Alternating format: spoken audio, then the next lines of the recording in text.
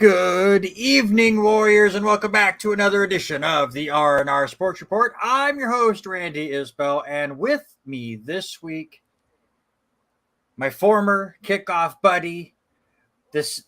I'm sorry, guys, we have the same hairstyle. It might confuse some people today. That's total coincidence, I guarantee it. One half of the competitors for our future reenactment of Stump the Schwab, Mr. Erik Watkins. Erik, man, how you been? I've been doing okay, surviving through the heat down here. I, for one, am not like one Denny Grubb running scared, saying about scheduling issues. He's busy during the summer. He's got a lot of stuff going on. I'll give him that. So we've been complaining about the heat up here in Lewiston, Idaho. We've hit triple digits a couple times. It's more of a dry heat, obviously, up here compared to Florida, but how is it down there for you? The past couple of days, thankfully, we've had a little bit of rain, which has cooled things down because, 95, 96 degrees with about 60% humidity. You sweat in various places that you have to remember even existed to begin with. Yes. We did yard work today, and I felt the same. Just getting out of the work clothes and into something more comfortable. It's just like, oh my God, I'm so glad this is over. We are kind of in that dead zone as far as sports go, especially this week. The All-Star game is currently going on right now. So Major League Baseball is on their half-week break in the middle of their season. Some of the other sports have picked up. We will talk about some of those sports that don't get a lot of airtime a little bit more in the second hour of the show. But we continue to trek on. Obviously, if you've noticed, Robert Hagan is not here. He is with his wife who had shoulder surgery today.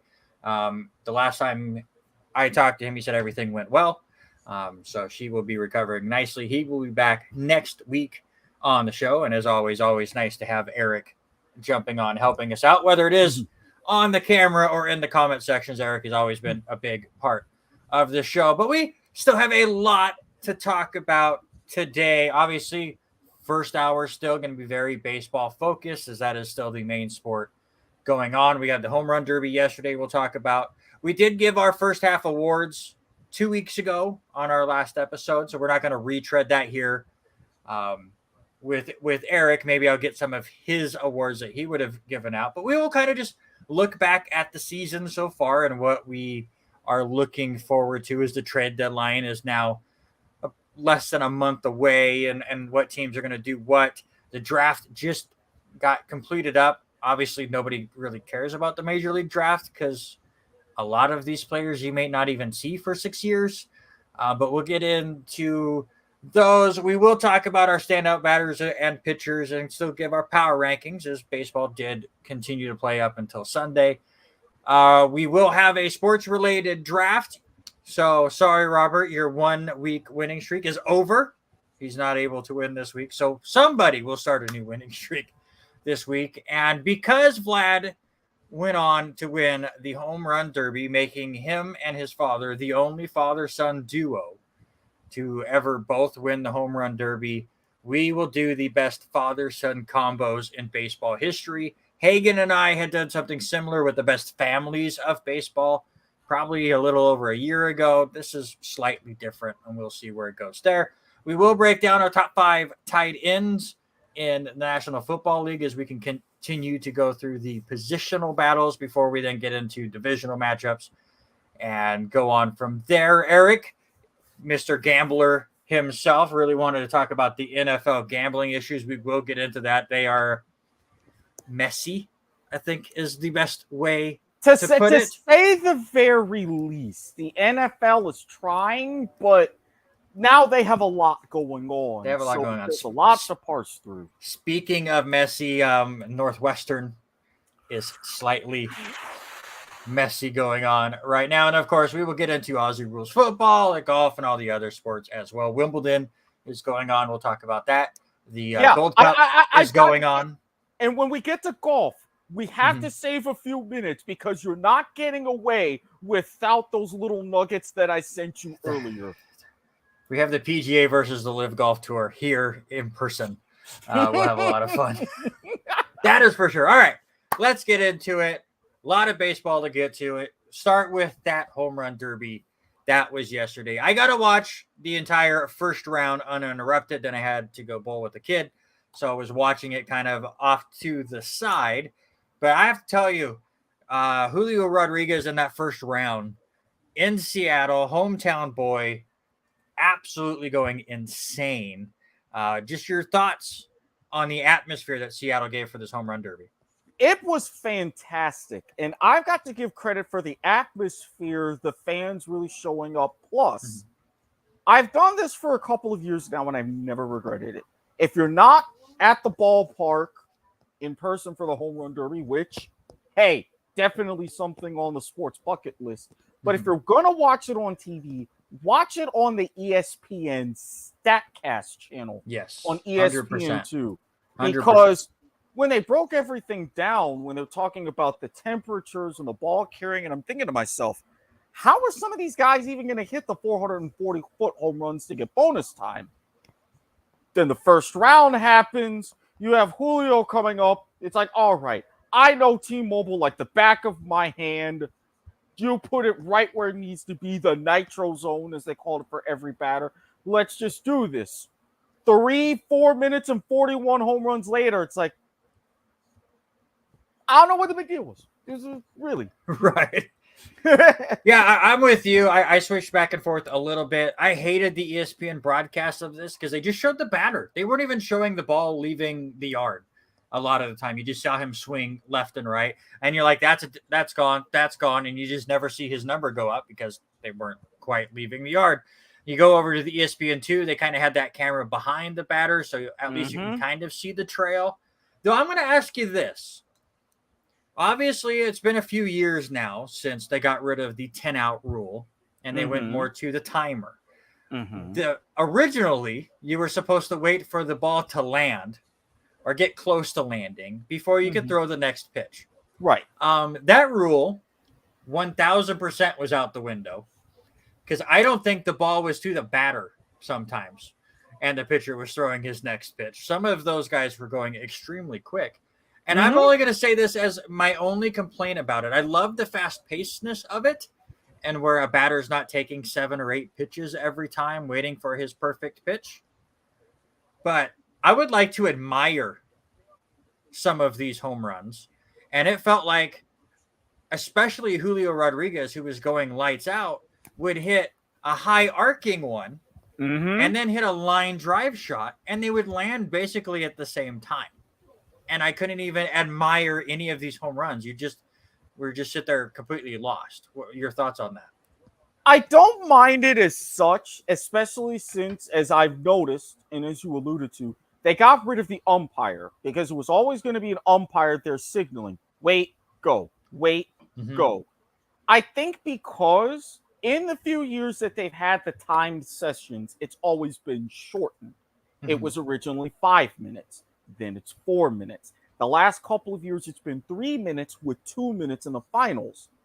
Because they've shortened it, you don't necessarily have that time to admire. But I honestly think that's to the batter's benefit because you don't have those opportunities to take pitches. You can get into your rhythm, swing, swing, swing. And it's more like a normal BP for them before games. So while as a fan, you don't necessarily get to admire the individual home runs, you can take stock at the performance overall and just hold your gaze for 3 minutes and watch the magic happen. So to me, I'm good with that. And I couldn't imagine being out there in left field and you're watching one ball land and another ball is halfway to your face. You had to be on a swivel out there in left field. I would say mostly left field. The only person batting left was Adderley Rutschman, and he only batted left for his first normal round. His bonus time, he decided to swing right-handed and crush the ball there too. I thought that was super impressive to switch hit in the same round. He does lose to Luis Robert, the number 1 seed, which was the first 1 seed to not get eliminated in the first round in 5 years. I didn't realize that till they brought that up for StatCast. That was crazy. But like you said, Julio Rodriguez had a ridiculous opening round. I thought Vlad, who does end up winning it, got lucky that Mookie Betts was just he was the dud. He was the dud of the tournament. You always have that dud. And it's obviously Mookie Betts is a fantastic player, but you always have that one player that for whatever reason just doesn't have that feel. That was Mookie Betts. It worked out for Vlad, who after about a minute and a half, you could tell his legs were gone in that first round, and he was just all upper body. And then still goes on to win that whole thing. He beat your boy, Randy Arozarena, in the championship round. I did joke with you before we started that, now Randy has ruined his season, and it's going to just help both Vlad and Randy. So Rays and Blue Jays messing up their season for this home run derby. I can hope. By the way, my son, we were on our way to the bowling alley as the semifinals were getting ready to start. And I put on the stream and I just was listening to it so I can kind of keep up with where things were going. And they're like, all right, coming up next, semi-final match between Randy Arozarena and Luis Robert Jr. And he goes, she talking about you and Robert from your radio show? Us with Randy and Robert. That's not what that was. But thank you so much for allowing me to think that we could somehow get on there. Real quick, just your last couple of thoughts. As you said, they continue to try different things with the home run derby, which I think it really, really helps it. I still wish we can get more skills challenges to go on and let the home run derby kind of be that main event. I know they have the celebrity softball game throughout the day and all the other stuff, the futures game on Sunday. But is there anything else you would like to tweak with the home run derby? I thought about this, and just for the finals, I would like to see sort of a 2-inning style format. Build up the pressure, and if you're out there, naturally, the higher seed gets to pick whether they go first or second. You still have like short bursts, maybe minute and a half for each half inning. Bonus time at the end of the second inning, if appropriate. And just like, all right, you get to see how the other guys go in, watch the race, a little bit of a strategy, everything in real time for that, rather than just making sure you're tweaking in the batting cage and everything between rounds. I think for that extra, even though the finals this year were dramatic, for that extra little bit of drama, that's what I would like to see. What do you think of doing all bonus time after both people have went? I could easily live with that. Say, all right, you both have your regulation time, then say, okay, you have your 30 seconds, then you hit your 440-foot home run. So you have your minute. The other guy would only have 30 seconds to catch up, as like it would have happened in this year's final. That would be a good tweak and sort of a compromise to that. Say, all right, boom, boom, and then off you go. Also, I'd like a bonus time. I mean, I like the 440, where the longer you can hit one, you get some bonus. How about bonus 30 seconds if you hit 5 in a row? I think, especially with some ballparks, that would be a lot better because you would really have to focus on every swing. Plus, if you've got a short porch, you don't have to worry about overdriving and everything. So if you hit 5 in a row and then for every one you hit after that, maybe a few extra seconds, right? That's a good trade-off. It would bring back the old school home run derby rules from the TV show. I mostly just say that because, again, we don't get to admire the distance of some of these home runs until they start showing the highlights. So the distance really doesn't matter. It's not the same as it was when Stanton and Judge were teeing off in at whatever the Marlins Park was, where they were both hitting it over 500 feet every other at bat, and you were really able to see that thing fly and bounce off the glass behind everybody. And you just don't see it anymore. You just see lines. That's all I was watching, was just line after line. So just again, I really love the home run derby. It is my favorite part of the All-Star weekend. I could not care less at all about this All-Star game. I met my first person ever that is mad that they got rid of the World Series stipulation. I'm surprised because to me, it's an exhibition game. It should be fun. Yeah. I wish they would get away from it being an actual game. I think that's what the NBA has done. I mean, they change up the game, I should say. It's not as similar to a regular season game anymore. Right. Obviously, football, going to flag football has just went, you know what, screw it. Obviously, we try to make it a real football game, but the players don't want to get hurt, so let's just goof around with it. NBA has their crazy quarters, and then they all try in the fourth quarter. I'd like to see maybe Major League Baseball try something it's a little bit more difficult when most pitchers are only going out there for an inning, so you don't want them to have to be goofy for a bit, and then everyone else tries. I don't know what you could do, but it is the closest to a real game as to any All-Star game we have. I mean, honestly, if you could do something with experimentation of shorter formats, like 3-inning bursts or 5-inning bursts or what have you, something like that. But I do have to give credit, since you mentioned the celebrity game. A couple of years ago, they went from having it just on tape delay on ESPN to streaming it live on YouTube. Get me that Corona home run robe. I want one of those.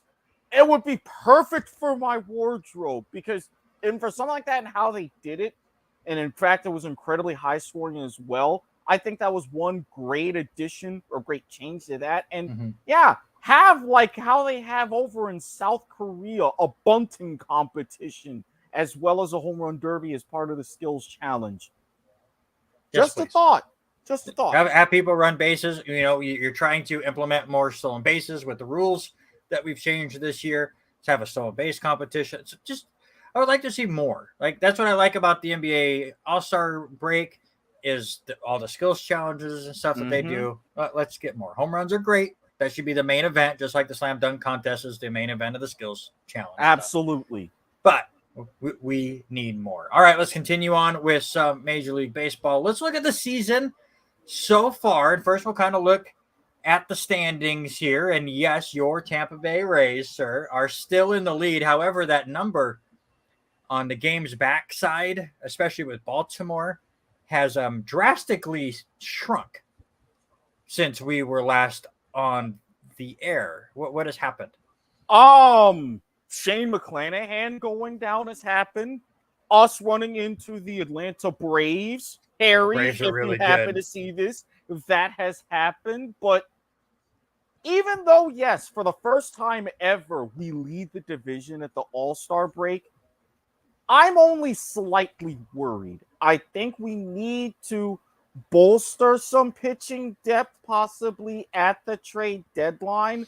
Aside from that, I think we're fine. We still our hitting strategy in particular, once we're good, we're on fire. We can put up 10 runs if we need to.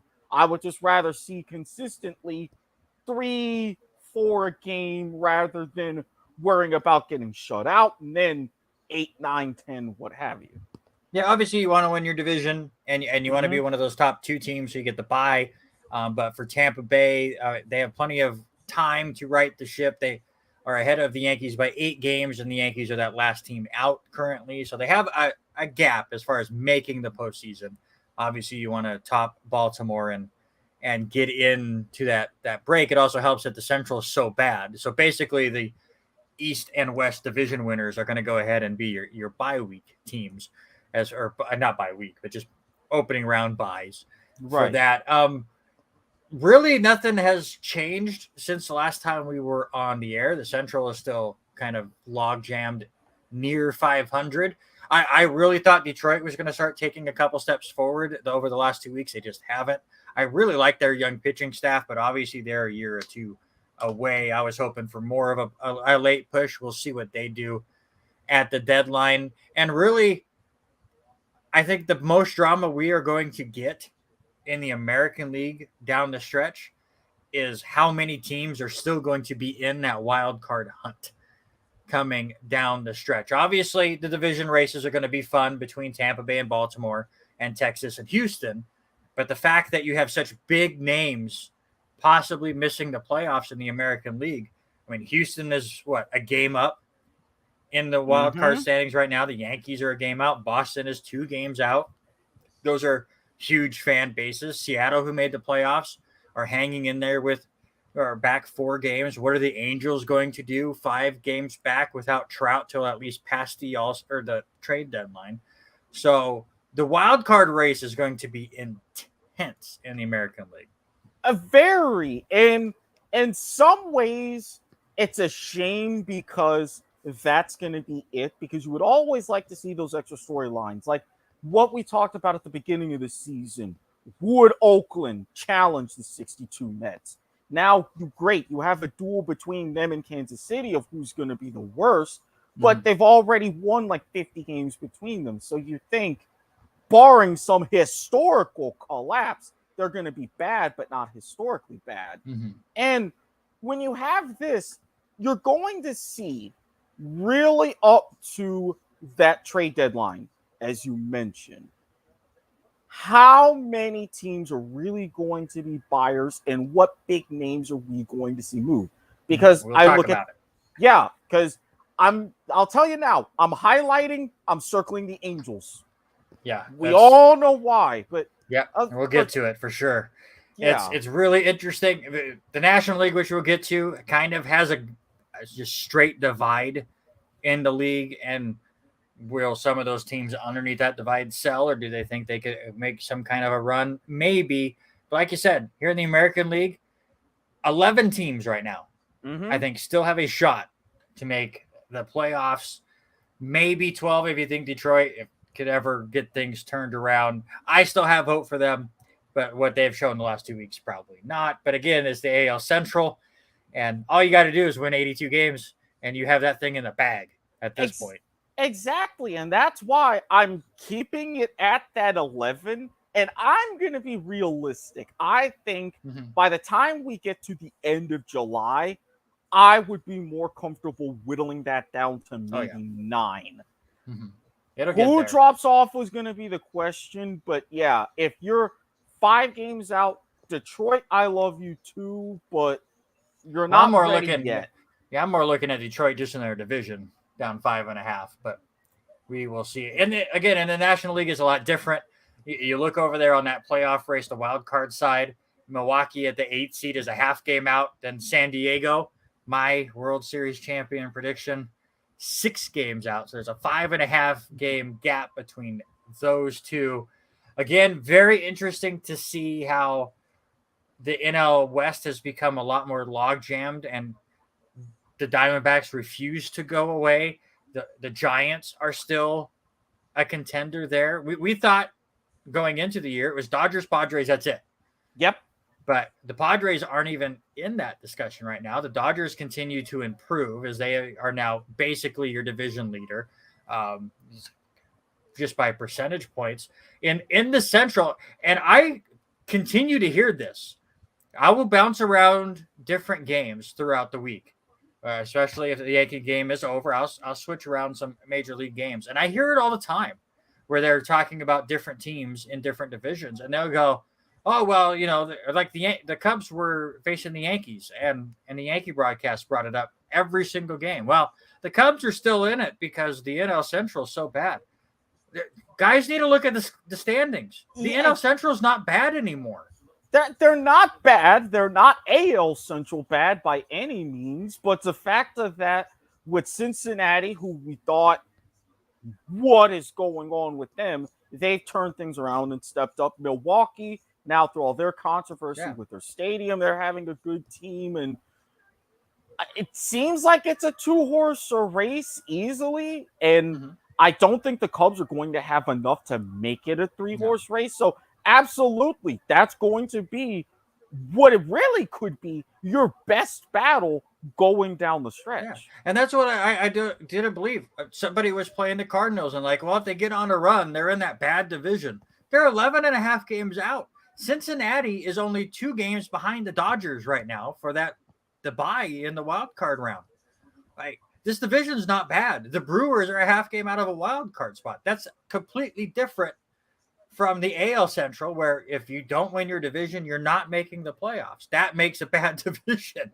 Exactly. The Central's good. Because if you look at the Cubs in their record, 42-47, they're 7 back. If you put them in the AL Central, they're what? 2.5 back? They're not far back at all. That's a terrible division. This, you have a good division just with some subpar teams. Apples and oranges. Obviously, still seeing the Marlins up there as your top wild card continues to be surprising. That is a really fun team to watch.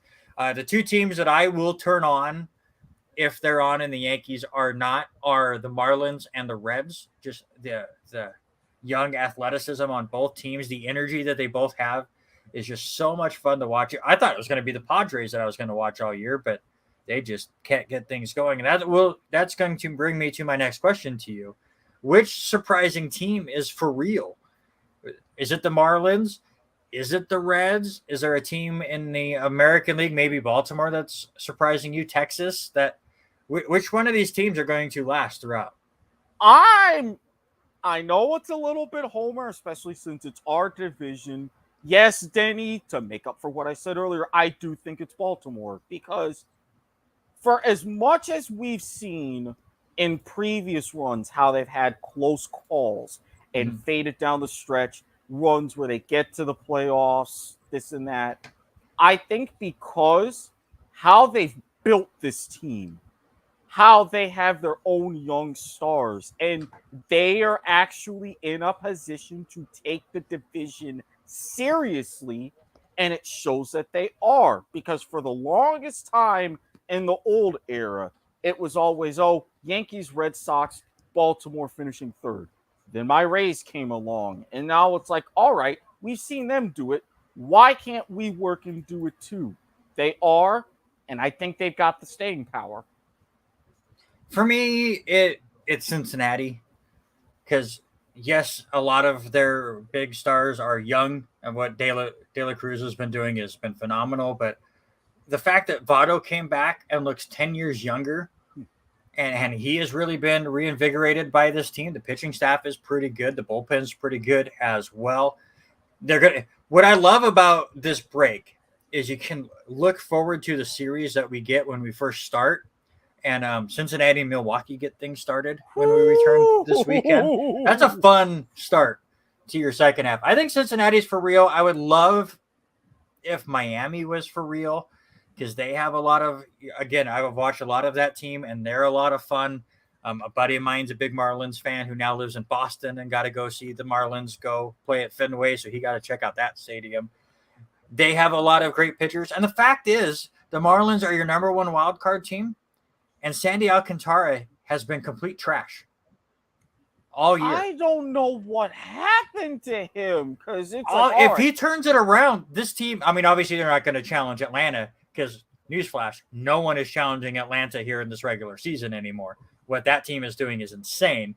But I don't know if anybody would challenge Miami for that top wild card spot if Sandy could turn back into what he was last year.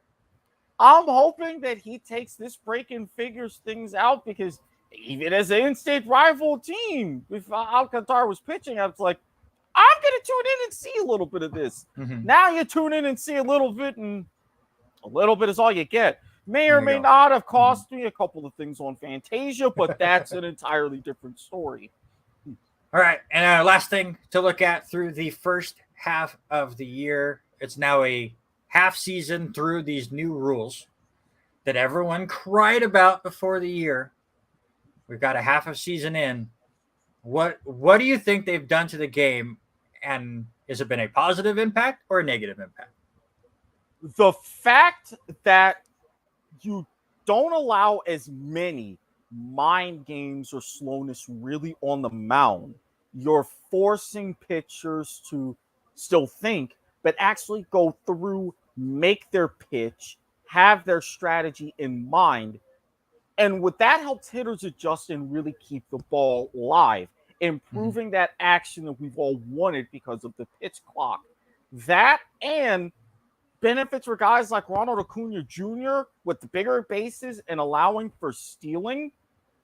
This is the kind of thing that MLB wanted, and I think it has been a tremendous positive. Not only are you getting much shorter games, but you're getting better games. Even in your pitchers' duels, you're always tuned in. It's like, all right, what's next? What's going to be this pitch? Is the guy going to foul it off? This and that. And then with higher scoring games, it's like, who's going to get that hit? Can they stretch this out? Now that they don't have the shifts anymore. And the fact that now you're starting to look at other international leagues like Japan, maybe considering a pitch clock, that shows, hey, we're on to something finally. Yeah, it's working. And it's one of those things where there's been many games that I watched that I forget that's even a thing. Because you might get one pitching violation a game. The last few pitching violations I've seen actually happened at the start of an inning. Actually, one was because he wanted to throw an extra warm-up pitch when his normal, the actual clock they've had for years, basically going, this is our commercial break. You warm up during here, and then you have to be ready to go when we come back. He wanted an extra pitch, and he got a pitching violation for that. But really, it might happen just one per game. Luckily, we have not had any that really have determined any games like we had in spring training. I think players have gotten used to it. Obviously, the bigger bags and the fewer times you can throw over has brought more excitement to the base pass. The no shift has not changed the way hitters have attacked the ball as much as I thought they would so far. We still are not seeing a lot of bunting as much as I was hoping for with the way things got set up, or just the way they are attacking. I think averages are up. I've not seen official numbers or anything, but it feels like averages are up, except for the New York Yankees, because nobody can hit on that team. But that's neither here nor there. And it is interesting to see pitchers come at the pitch clock completely different, especially with the pitch calm and stuff. And their ability to play their own mind games, because the batter has to be ready with 8 seconds to go. Yeah, and then either the pitcher can go right when he's ready, or make them stand there for 7 seconds before they go. And you can kind of switch your delivery there as well. And obviously that would change if somebody was on base or not. You don't want to run it down to a second before pitching, because then the runner's just going to run at one, and there's not much you can do. So it's been interesting, and I really like it. I think all of it has been positive, and it's a lot of fun. All right, let's continue on with our first half and bring back the very original segment of Randy's Believe It or Not. Again, no sports talk radio or sports talk shows have ever done anything like this before. Very original. Randy's Believe It or Not. And I got some good ones for you today. Got a lot of numbers built up, and we're going to have some fun. Usually, I don't like to go back farther than a week if we miss a show or we miss a week. But we have to hear Domingo Germán, like the next day after our last show, maybe it was 2 days, goes out and throws the 24th perfect game in Major League Baseball history. And I'm just going to throw it right out there. Believe it or not, Domingo Germán is the least likely pitcher who has ever thrown one. Believe it or not. I say that because his 2 starts before throwing a perfect game, he gave up like 20 combined earned runs. He gave up 10 runs to the Mariners in the start before his perfect game. I'm going to believe it, but I'm going to have an asterisk because if you frame up what did he do in the immediate lead up, yes, you would never expect him to throw a perfect game. But I would want to see how he does his next couple of starts afterwards. Mm-hmm. Because if this is another situation with guys like Philip Humber or even Dallas Braden, if those are just ones that come out of nowhere and that happens, then yeah, he would be the least likely of them all. But if he uses this as a bit of a launch and say, okay, maybe he just had to tweak his mechanics or a different team or yada, yada, yada, then it's less likely to believe that he would be that unlikely to throw one. Yeah, he's had 2 starts since then. He kind of got roughed up a little bit in the start right after, pitched really well this weekend. And obviously, as a Yankee fan, I watch a lot of his starts. You need to go see what Germán is doing now. I didn't notice it during the perfect game, so I don't know if this is something he started right after. But it was hilarious in his last start. He will get the ball, stand on the mound, and lower his head and just stand there. And not if nobody's on base, obviously. I mean, it's different when somebody's on. But if it's just him and the batter, he would just stand there like a statue. And then the moment the catcher sends the pitch that he wants, he'll nod his head and go. Like it's not get up, look at the batter. It's literally looks up as part of his windup. To the point where a batter called timeout and Germán did not move. He stood there the whole time, just waiting for the timeout to go, and he pitched really good. I need to look up his numbers. Yeah, because if I'm seeing that as a batter, I would be kind of scared. It's like, is he okay? Is he going to do anything? So here you go. So obviously the perfect game against the Athletics, and yes, it was against Oakland, and that's a bad team. He did struggle against the Orioles a little bit, 4 1/3, gave up 9 hits, 3 runs, just 2 of them were earned. And then against the Cubs, he went 6 innings, gave up just 1 hit. Of course, it's a home run. 2 runs, 1 earned. He walked 3, struck out 9. So it was pretty good in his last start. Again, you need to go watch the highlights of that game alone. And I gut rolled watching this game. But you know what? If it works, it works. But you brought up the name, and the reason why I don't believe Domingo Germán is the least likely to ever throw it is because somebody named Philip Humber threw a perfect game. By the way, we have a pitch clock this year, and it was only a 2-0, or I guess it was 11-0 game in this one. It was a 2-0 game in the other one I was looking at for different stats, but it was an 11-0 game. 2 hours and 30 minutes for this perfect game. It is the second longest game that had a perfect game since David Wells threw one in 1998. All the other games were shorter.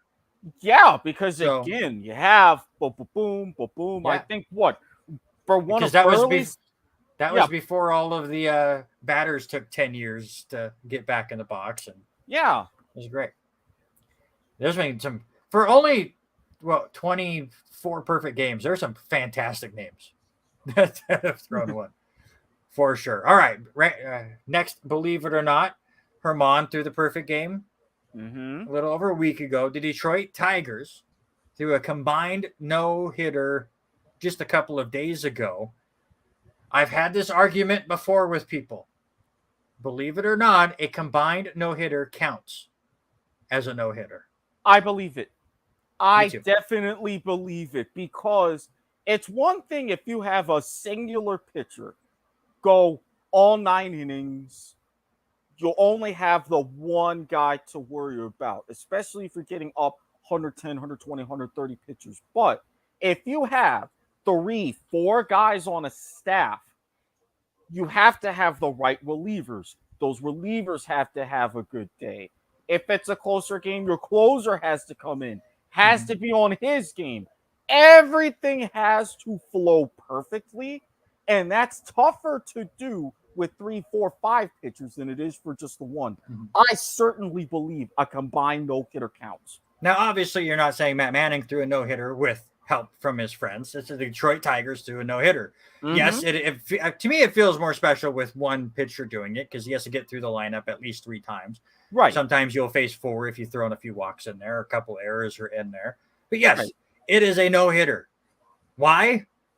There were no hits. Nope. That's a no-hitter. By the way, a buddy of mine in our fantasy baseball league, I'm not going to break down fantasy baseball, so everyone don't worry. But he loved that no-hitter because he had the starting pitcher and the closer for the Detroit Tigers. So he got the win, he got the save, and he gave up no hits. So it worked out. Now, especially if quality starts were stat in there like they are in my league. Oh, chef's there you go. kiss. Just a couple of stats for you here. The 320th no-hitter in Major League history. Just put that in perspective. 320 no-hitters, only 24 of them were perfect. Kind of wild. 6 of the last 9 no-hitters have been combined. So only 3 pitchers have thrown no-hitters by themselves in the last 9. And it is the second no-hitter in the last 3 years for those Detroit Tigers, 9th all time. Can you name the person to do it a couple of years ago? Oh, because I was actually seeing the meme about how Armando Galarraga got robbed of one. Yeah, that was a perfect game that got robbed. That one's sad. Yeah. Oh, I am drawing a total blank. It was May 18th on 2021 against the Seattle Mariners.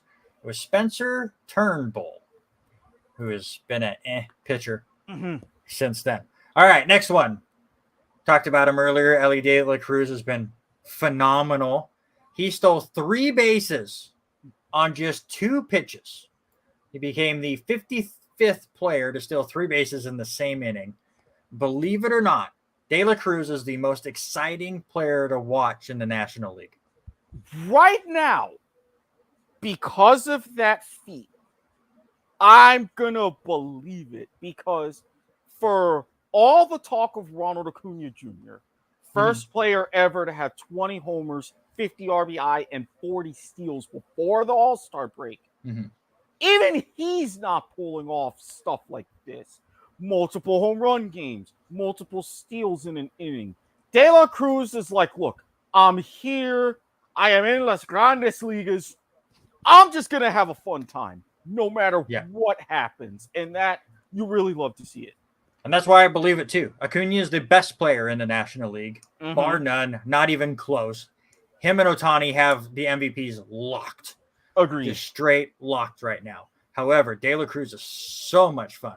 I think it was Rich Eisen that said it a couple of days ago that he just is like a little leaguer playing in his first game. He's like, I don't care. I'm just out here to have fun. There's 2 outs in the inning and you don't want to get the 3rd out at 3rd. Screw it. I'm stealing 3rd. There's 2 outs in the inning. You shouldn't be stealing home. Screw it. The pitcher turned his back. I'm going. He's out there having a blast. He's hit it for a cycle already. He's made some. The fact, what is he, 6'7", and he plays shortstop is just, he looks completely out of place in shortstop. But he plays such a good position too. He's really good defensively. It's a lot of fun. All right, so let's do some quick hitters because they're all kind of put together, kind of looking forward to the second half of the season and trying to project where people are going to finish. All right. Okay. Five players currently have 26 home runs or more. Luis Robert, Mookie Betts, and Pete Alonso are all at 26. Hey, Dwayne, how's it going? Glad to see you.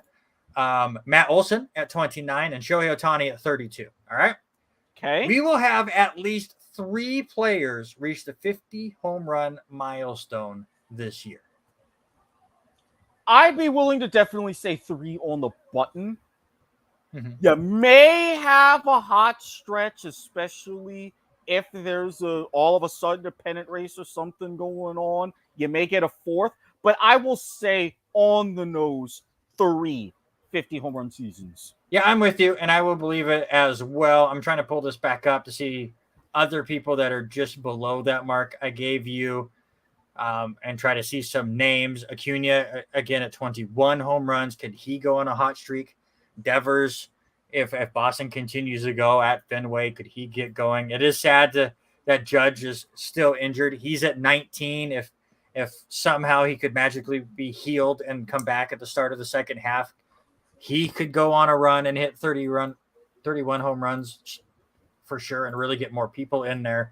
But I think Ohtani's going to get there. I think Olsen is going to get there.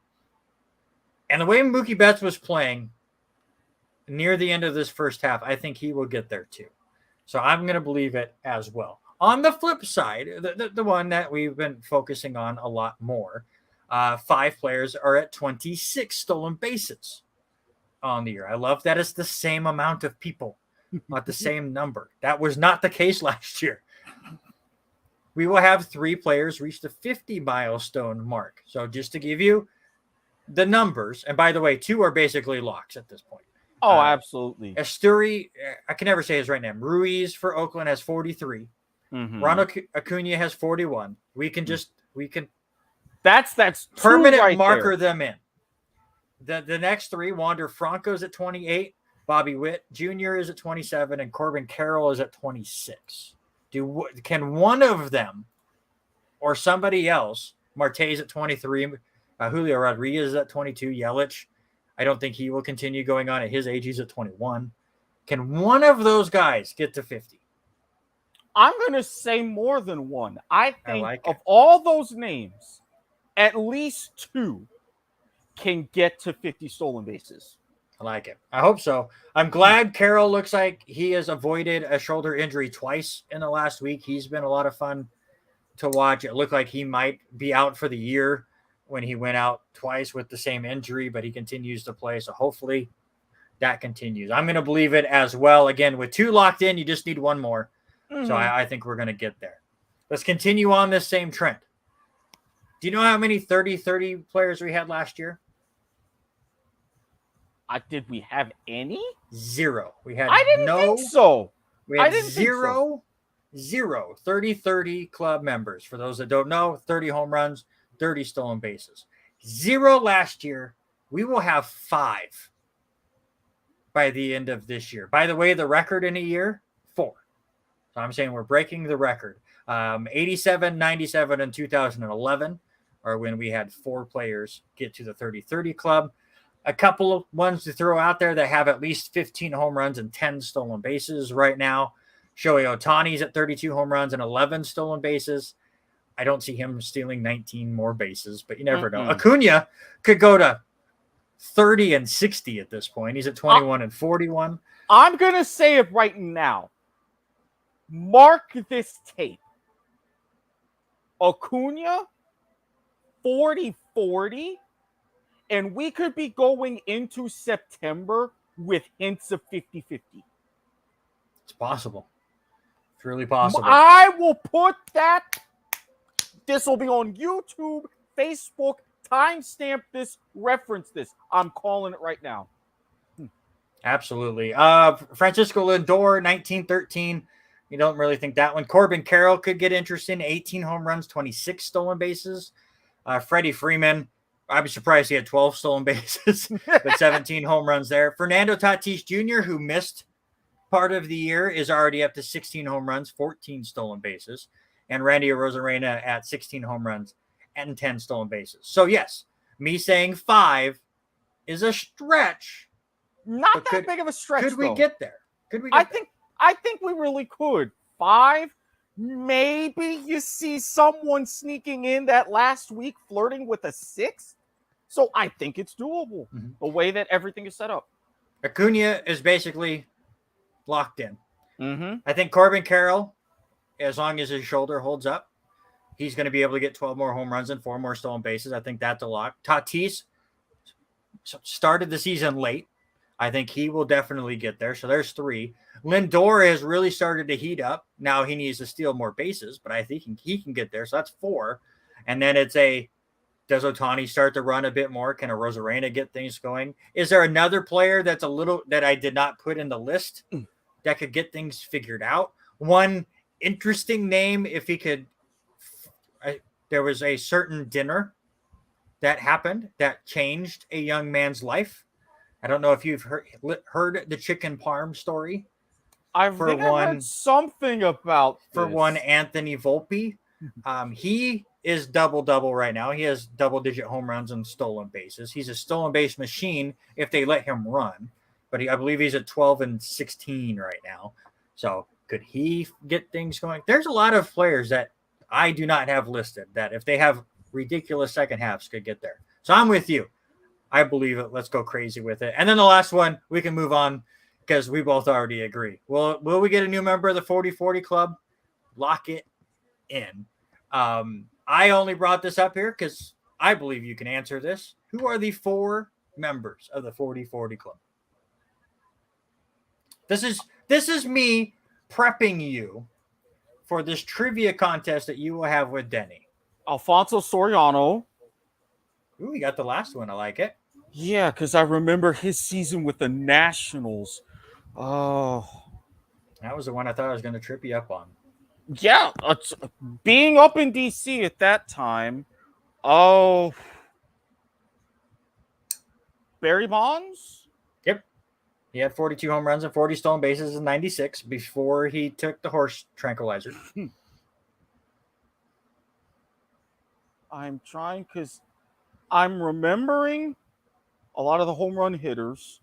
I'm remembering a lot of the stolen base guys, but trying to get the middle of that Venn diagram. Oh. The first person to do it, you would never think was a stolen base guy. He was a bigger freak than we ever gave him credit for, and steroids was a big part of it.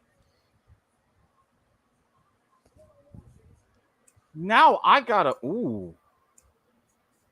Now I'm thinking back and he couldn't have stolen 50 bases in a season. 40 stolen bases. Oh, he wouldn't have stolen even 40 in a season. Who are you thinking of? I would leaning towards Canseco. He was the very first 40-40 guy. 42 home runs, 40 stolen bases. That was a name in my head. It's like Smash Brothers, Canseco, but I'm like, no, I don't think Pete Rose ever hit 40 home runs, but that's a good guess too. Yeah, he was the very first one in 1988. Again, the stolen bases, you don't think of him as a stolen base guy. The other one was Alex Rodriguez in 98. Yep. Oh. A-Rod and Soriano had the best seasons. A-Rod 42 home runs, 46 stolen bases. Soriano 46 home runs, 41 stolen bases. All right, let's get into the trade deadline. Little less than a month away. August 1st is the deadline. I do like that Major League Baseball has switched to the hard deadline and we don't have this waiver crap later. So we always hope that they're going to have crazy NBA trades at the deadline. Usually we're disappointed, but we will see how it goes. So real quick, I'm going to go through a couple of teams. We can understand the buyers. Mm-hmm. If you're in the race and you think you're missing a couple pieces, you're going to be a buyer. If you're the crazy teams like the Yankees and the Dodgers that have the high payrolls, will the Mets be a buyer? Maybe, because that's all they do is buy. I don't expect them to be a seller. But I'm going to go through a couple of teams at you real quick. And you tell me if they're going to stay or sell. All right. The Detroit Tigers, I'll throw out there first. I think with how they're going to build up their youth, their farm system, and how they've done the last couple of years, even though they're miserable, I think they're going to stay. Yeah, most of their guys are young. Yeah. And Miggy Cabrera. Miggy Cabrera is still there, but you're never trading him. No. So yeah, I think they stay too. They may trade a reliever or something, but I don't think that's selling. I think that's just moving pieces around. How about the Chicago White Sox? That's been a rough team that was supposed to be so good. I honestly think that they're going to be one of the main teams to sell because it's just nothing has gone right between all of their talent, like pitching and Tim Anderson and everything else. Even though mired in a very mid division, I think they're just throwing in the towel saying, you know what? We'll lose this year. We'll work, maybe rebuild. They're going to sell. How about we go to the National League? We talked about them for a minute earlier. The Chicago Cubs, 6.5 out of the wild card, 7 games out of the division. It's going to be a crazy move, but I think they're going to stay. And here's why. With what they did in the offseason, they had their high hopes. If they sell at the trade deadline with the names that they brought in, they're admitting defeat. For this year in particular, they don't want to admit defeat. Not yet. So I think they're going to stay. It probably won't work out for them, but they're like, we have to at least see it through to 2023. 2024, we'll think about it. Right. And then one that it's been a surprising season. Robert's pick to win the World Series, the St. Louis Cardinals. 11 games out of the wild card right now. In my mind, they got to sell because I think the way that they were setting up, you had key retirements. You thought you were going to have key retirements. They're going to have some conversations. I think they end up selling. It wouldn't surprise me if they stay, have a couple of what would be farewell tours, but realistically, I see them selling. Yeah, me too. I mean, they have a lot of names that could move. They may hold off of selling the big names, but I see a partial sell. And one team that could surprise us and sell, but the way maybe they finally go, you know what, our idea just did not work. The San Diego Padres have been a complete disappointment, and they got some big contracts that they could possibly move. I just don't think they will. I don't think they will this at the deadline. I think all of that movement, they're going to try in the offseason. Right. All right. Let's have a little bit of fun here. Let's start off. Play a little bit of role play. Family show. I'm about to say. Calm down. We're going to play a little role play, and you're going to be Angels owner Artie Moreno.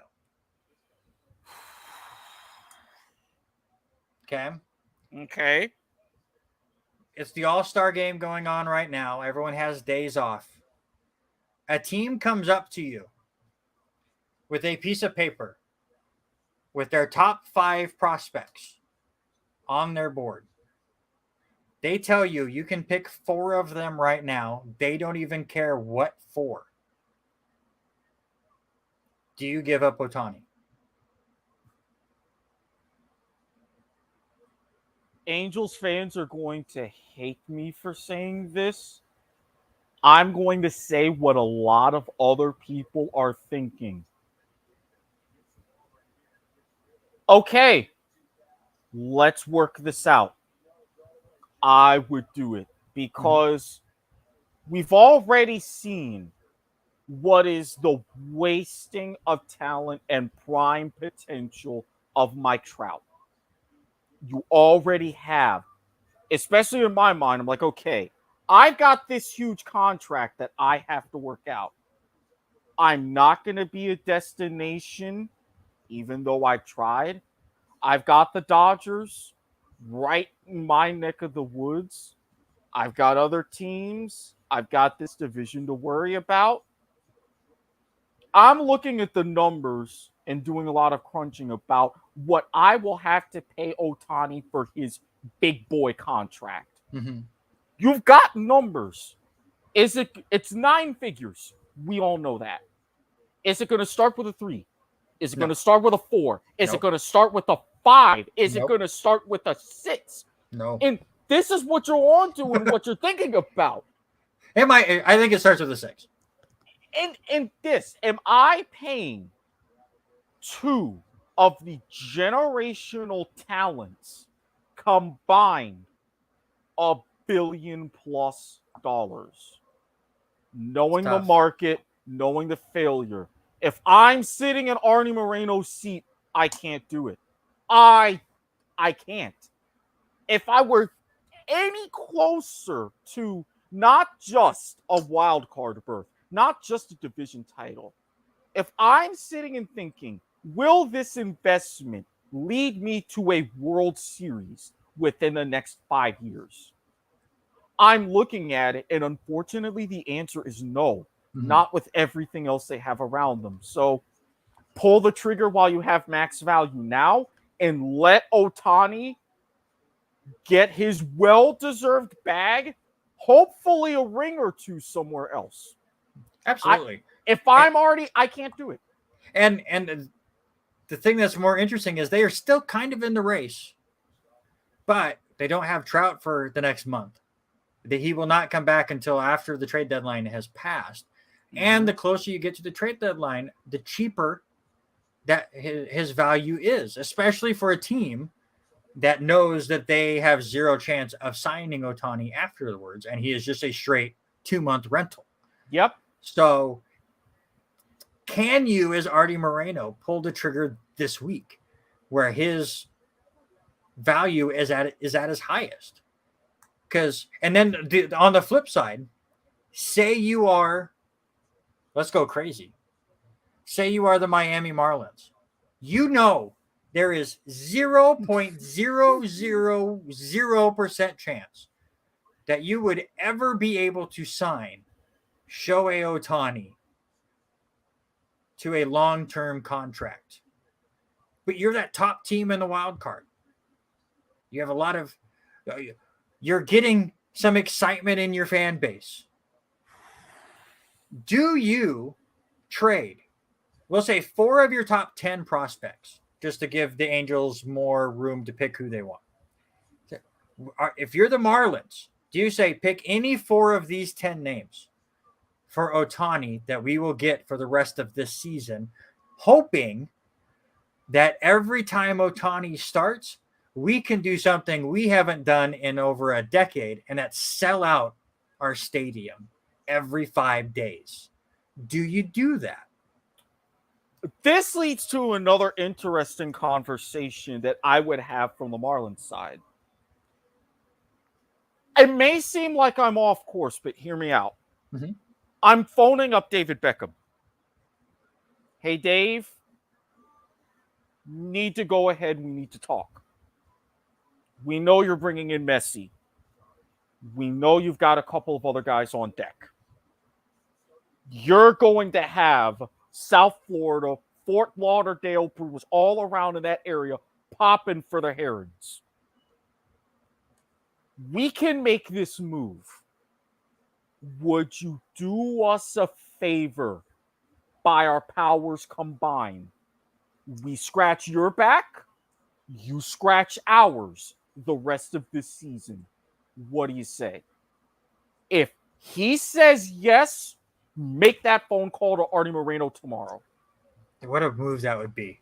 The Marlins, who were just all waiting for them to just fall off the map, just go, here, take our farm system. Just take all of it. Just for Ohtani. For those exact reasons that you said, Marlins fans, you have some diehards, but everybody in South Florida, the politics of how Marlins Park came to be, those like myself who still say that is the hallowed rightful grounds of the Orange Bowl, and where you have baseball is ambivalent, right in that neighborhood, you're getting more buzz about soccer and everything else. If you can work together, maybe throw in Jimmy Butler, guys from the Heat, off of their NBA Finals appearance, say, hey, we can be part of this sports town too. We saw what the Heat did. We saw what the Panthers did. We see what Inter Miami is doing. If we can help make this a collective, at least for the rest of this summer, we'll figure out what's going on afterwards. But for this summer, let's go all in. If that happens, And if you get all of those entities together to show Ohtani how great that area would be for him, Mm-hmm. and they just played down there for the World Baseball Classic. Yep. Was down in Florida, so he has been around that area before. You get all of those celebrities, all of those great athletes to go all in to try to sell Ohtani on, hey, you could make this a great place for baseball too. Maybe you could get him to sign, and then you're going to need maybe the Miami Marlins go, okay, Ohtani, you can have 30% of ownership at this point and just go crazy with it. But I saw an NBA mock draft today. They had Bronny James going to the Miami Heat. So Miami could be popping in every sport once again. Funny that you mentioned Just that. saying. Well, and we'll get to this with the NBA. I want to bookmark that because I've heard some things about the James family. Mm-hmm. All right, real quick. Leave it there. We're already at the 1 hour mark. I like to try to get to the sports related draft at the top of this hour. We still have a lot of baseball to get to. I've had a lot of good conversations, but I'm going to finish this conversation with the trade deadline approaching. Just yes or no. Will this player get moved by August 1st? We won't have any discussion. We don't have time. Okay. Shohei Ohtani. Yes. God, I would love it, but no. Max Scherzer. No. I don't think so either. The Mets are too bullheaded. Lucas Giolito, starting pitcher for the White Sox. Yes. I agree, yes. Former Yankee, now Cardinal, Jordan Montgomery. Yes. Yeah, he's easily movable. How about reliever Josh Hader? No. He's with the Padres now, right? Mm-hmm. Yeah. I'm going to say yes. I think that is the move that they make. Paul Goldschmidt. Yes. I'm going to say no. However, I will say yes for his teammate, Paul DeYoung. Oh, yes. Definitely yes. How about Tim Anderson? Does he still not have a home run this year?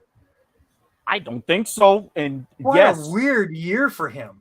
He absolutely gets moved. Absolutely. 0 home runs. 0. That's just insane. How about, this is not a sexy name, but Washington National Lane Thomas, who's been pretty good for Washington. Nobody's been paying attention. No.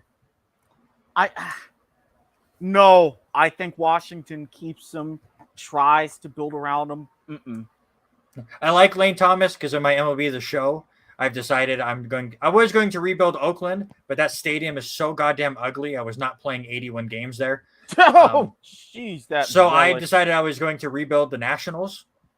So I like Lane Thomas. He's been really good for me. Also, Keibert Ruiz, the catcher for the Nationals, has been killing it for me. It's been weird.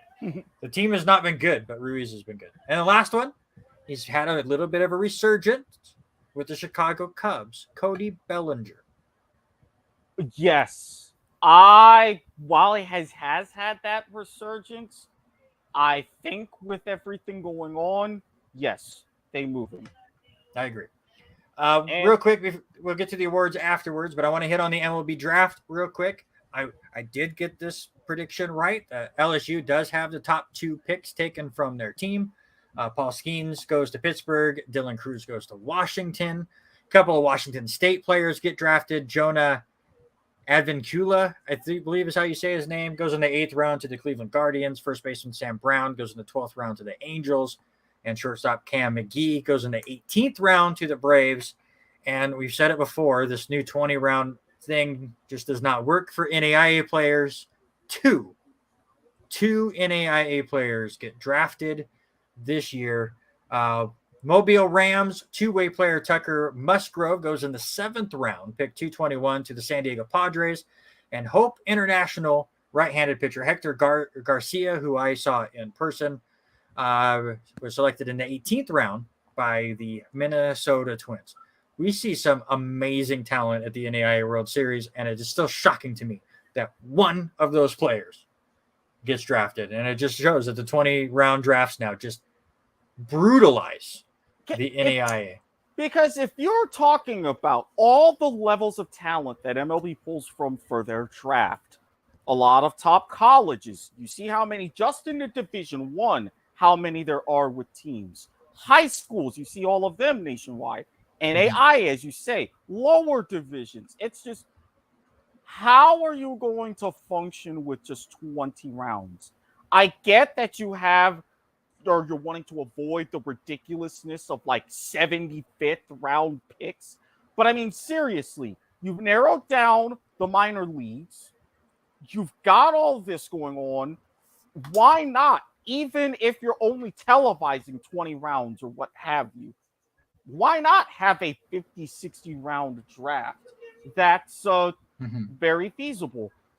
And we'll get more in that in a second. You said you had to step away for a second. We'll let you do that. I will let you guys know you are watching the R&R Sports Report right here on Facebook and YouTube. Again, we will get back on KLCZ or LCWR, I think is what it's called now, once school gets going again in September. But we still have our video version up every Tuesday. We were gone for the 4th of July. We are back. Robert Hagan will be back next week. So if you're watching this for the first time and you like what you see, or you just want to get part of the conversation, follow us on both of those platforms. If you're watching live, feel free to interact with us live here on the show. We have a lot of fun going back and forth. Again, thanks, Dwayne, for hanging with us here today. And if you're watching later, you're watching the replay of it later on in the week, feel free to leave comments below. We will interact with you and have a lot of fun. We continue to try to grow this show and try different things,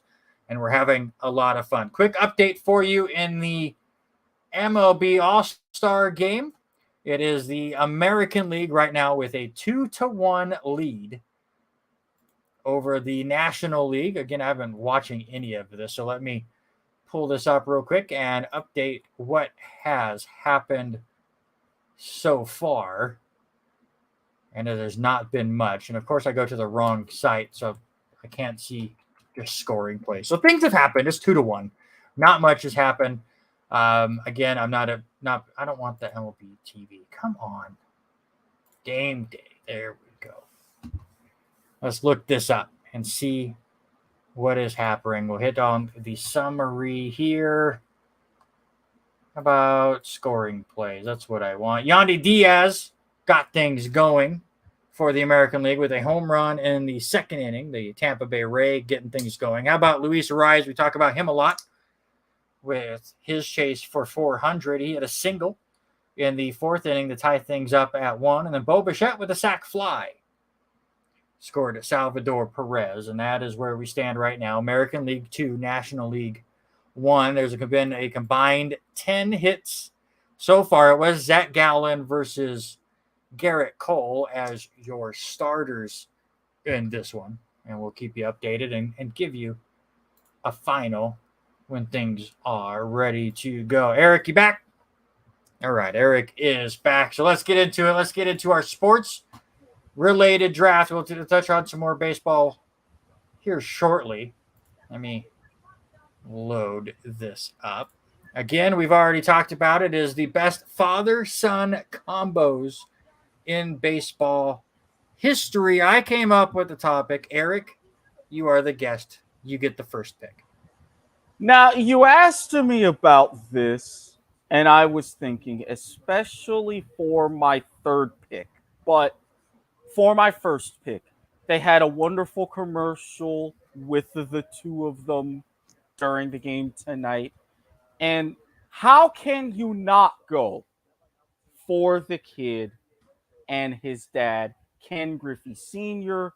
and Ken Griffey Jr., for the wonderful careers that they had, both of them in Cincinnati, hitting back-to-back home runs in the same game in 1990 for the Mariners. That's just, I'm sorry, to me, that was the undisputed number one when I think father-son baseball duos. Yeah, and I get it. And I get why you went that route. Trying to fix something real quick. And you are playing to the Northwest crowd with the Griffey pick. It is very cool that they played on the same team.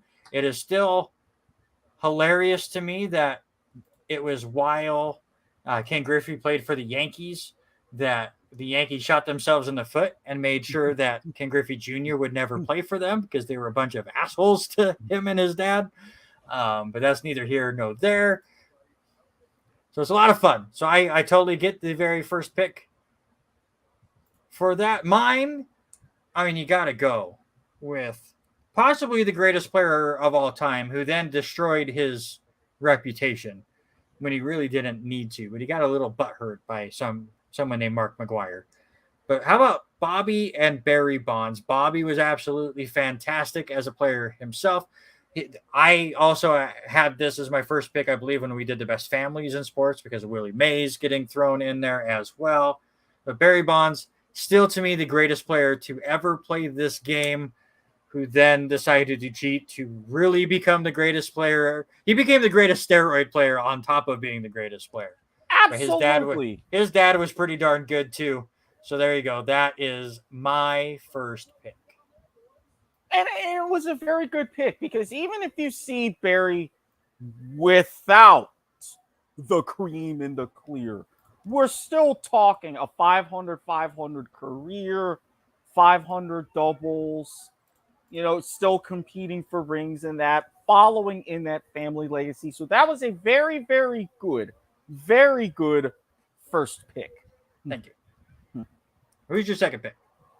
Now for my second pick, a little bit of ties, both the player and also a little bit on the managerial side as well. Some ties to the team that I felt to this day is cursed, and I still talk about, especially when my Rays come up. Moises and Felipe Alou. Because if you think about it, yes, while they're not as heralded for, their power or their overall presence, you think when you have players coming from the different islands and everything and dreaming about, as I said, Las Grandes Ligas, coming to play the game, that's what they do. They always worked hard, multiple sides of it, on the field, behind the bench. They were very class acts as well on top of that.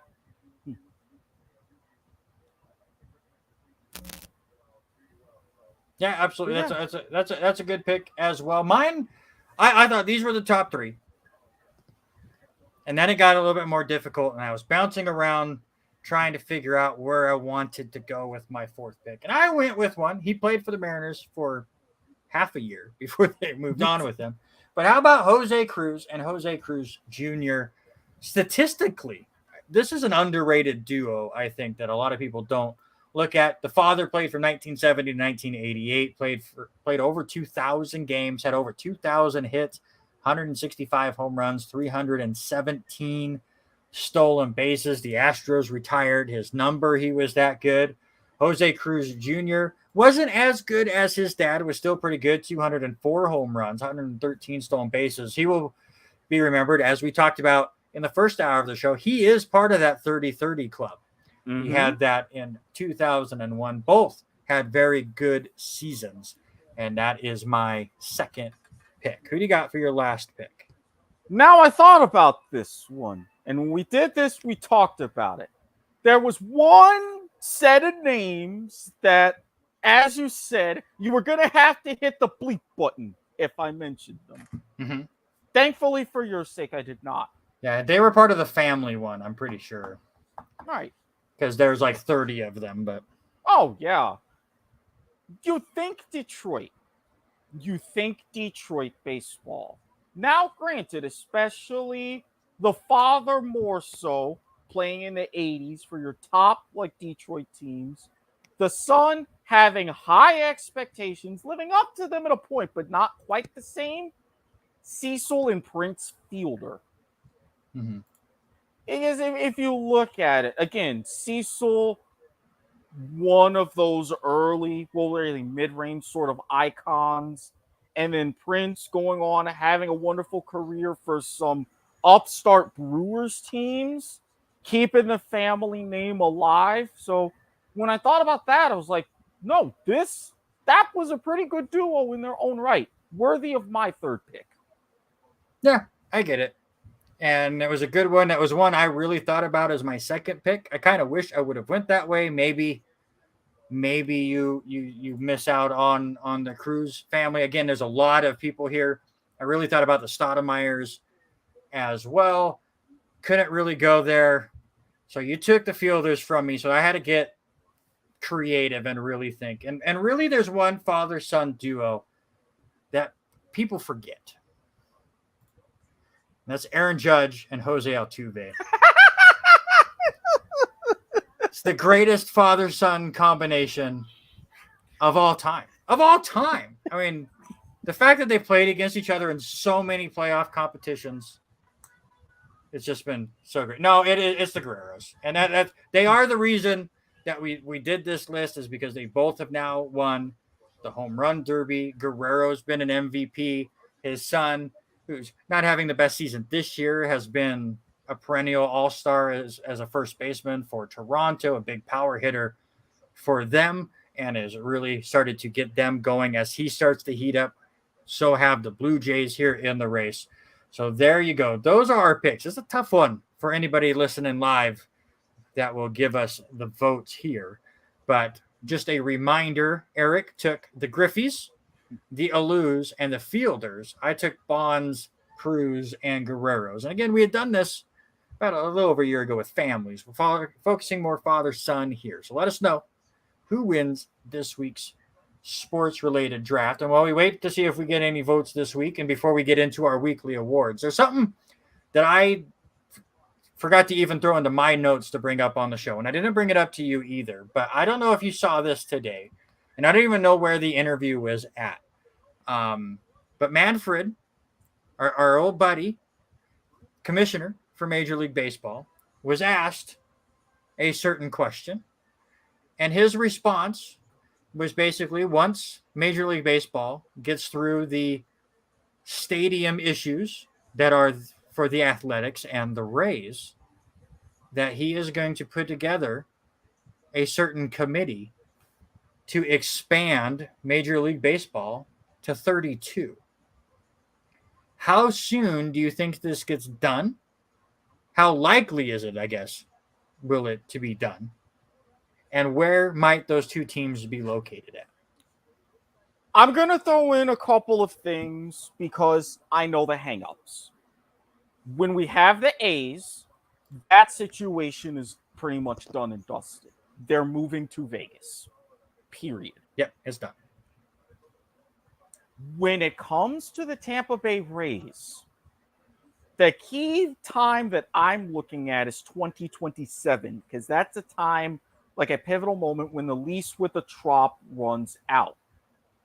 Knowing what I have seen and following this saga for nearly a decade, I see them moving as well. Montreal? I honestly, as many people as have said, oh, the Orlando Dreamers, which is a god-awful name for a baseball team, I say, bienvenue à le nouveau Expo de Montréal. I should have stuck with my joke. All right, Erik gets a vote. See, again, I'm telling you, it's the magic of the hair. That's all I'm saying. But I don't think, though, that the league, the team, the city, I mean, the same. I don't think they're going to wait all the way until 2027. I think if Manfred is serious about putting together this committee, Montreal is going to be looked at and say, hey, you're going to have to make renovations. The Stade Olympique is garbage as it is right now for baseball.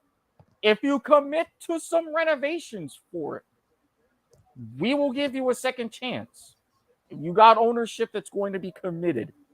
So, hey, Robert, again, I'm always glad to be the pinch hitter.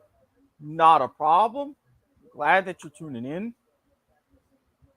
I will give it, say, 3 years to get the situation with the Rays sorted out. I think we'll have expansion in 5 years. I've gone through with some candidates now. I knew Erik would go with you because you took Griffey. You took Griffey, so of course Hagen can't get past his Mariner love. And that's all right. That's all right. Hagen's winning streak is snapped no matter what. So I'm not even upset. And we need to get you tied with Denny Grubb for wins. So more chance of getting this trivia challenge going. But real quick, I was going to say about donating mine, but if I've got to be tied with Denny, I will take. You got to be tied with Denny any day of the week. We got to get through this real quick because we got 40 minutes left of the show, and we have a lot of non-baseball stuff still to talk about. However, I want to throw in my 2 cents. It would be interesting if, especially if Tampa Bay can continue to lead the division, and maybe the fans can start showing up. Though I get why they don't. It's the same with Oakland, and God, that stadium looks horrendous. But if you could somehow finally get them to go, all right, we will build you a new stadium. It would be so much better for Major League Baseball to keep the Rays where they are and just bring back the Expos as their own team instead of moving one. Plus, that just gets one of your locations figured out right now, where another one might go. I still think it would be really cool for Mexico City to get a team. Since we already have a team in Canada, let's get one down in Mexico. They play down there every so often. We saw how crazy some of those fans are for the World Baseball Classic. I would say Dominican Republic because those fans are even crazier. But can you fill that place 81 times a year would be interesting to me. Economically, I would say, and that's been floated around a lot in Mexico City or Monterrey instead. Maybe Monterrey because of the altitude. But if I were going international, especially with a rabid baseball fan base and with previous experience hosting games, I would give a team to San Juan. I would definitely have it. Bring back your ties to a lot of your Puerto Rican players, especially like the great Roberto Clemente and many others. Go San Juan. If you're thinking more North America proper, more domestically, Nashville, or do a double dip of the Maple Leaf, Montreal, Vancouver. Yeah, that would be fine too. A lot of interesting things we'll see over the years, what happens. Real quick, I'll just go through our weekly awards because we are slightly behind schedule. That always happens here on the R&R Sports Report. And that's partially why the kickoff didn't have a timeline because we would go off on tangents all the time. Your standout batters of the week. By the way, Robert just stole the weekly awards and made them his weekly awards, but that's neither here nor there. His batter of the week was Manny Machado. He had 4 home runs over the week, 9 of 18 on the week. I went Ellie De La Cruz, 467 batting average last week, 7 runs, 7 stolen bases, including those 3 that he did on 2 pitches, and he hit in all 7 games. And Erik went with Francisco Lindor. By the way, Machado Lindor on my fantasy league has been great. Standout pitchers, I went with Joe Musgrove, who went 2-0 with a 0.69 ERA, 18 strikeouts. Robert went homer. Logan Gilbert for the Seattle Mariners. He was also 2-0, pretty good, 0.56 ERA, including a complete game, and struck out 13. And Erik goes with Pablo Lopez. Real quick with our power rankings here at the All-Star break, all 3 of us have Atlanta 1. Erik and Robert have the Tampa Bay Rays at 2. I have the Baltimore Orioles. Really? At number 2. Really? Which team is hotter over the last 2 weeks? Oh. By a landslide. You know, it was a 7-game lead. It's 2. You know, there's a saying that we have at the Not a Network Podcast Network that family show. No, this is a good one, even though it is on point of viewer. I'm not drunk enough for you to be right. I'm not. I bounced those 2 around multiple times today. It's close, and the Rays still lead the division, but the Orioles are the hotter team. They are. I give them credit. That's why I had them at 3. You and Robert both had Baltimore at 3. So we just a flip there. And then it gets a little bit more interesting. Robert and I both have the Los Angeles Dodgers at 4. Erik has them at 5. And then Robert and I both have Texas at 5. You have the Cincinnati Reds all the way up at 4. I wanted to, just could not pull the trigger. Just talk about that for a second. even though with how Texas has gone this season, especially with their great pitching, we just saw Uvalde in the All-Star game. Something about the Reds is you captured their magic, not just with Votto coming back, not just with Ellie De La Cruz. They're a team that is really taking charge after a terrible start and could, especially if they sweep Milwaukee, start to put some distance and pull away that division.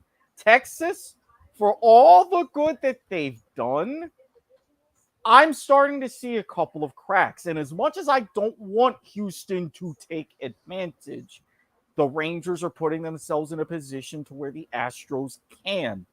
I will fully eat my words, and if this week goes according to plan, move up Texas at the risk of Cincinnati. But them Reds are just showing me a little extra something. A lot of fun. I almost did. I almost pulled the trigger, just could not do it.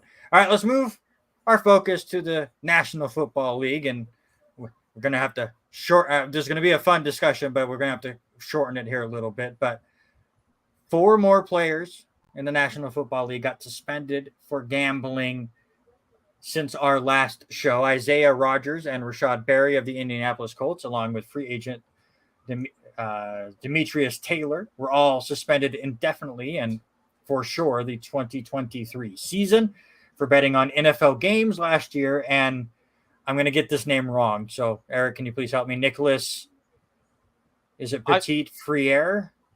Yes, Petit Friere. There you go. From the Tennessee Titans offensive tackle, suspended for 6 games for betting on other sports while in an NFL facility. You had big thoughts on this, so give me your point of view, sir. So, the official point of view is this. I am glad that the NFL has clarified and put their rules in simple terms. Don't bet on the NFL. Fine. Don't have other people place bets for you. Fine. Don't bet on daily fantasy sports. Fine. Don't bet at an NFL facility or while you're on the road for a road game. So you're taking all of the elements about if you're going to be around in certain circumstances while you're at work, don't bet.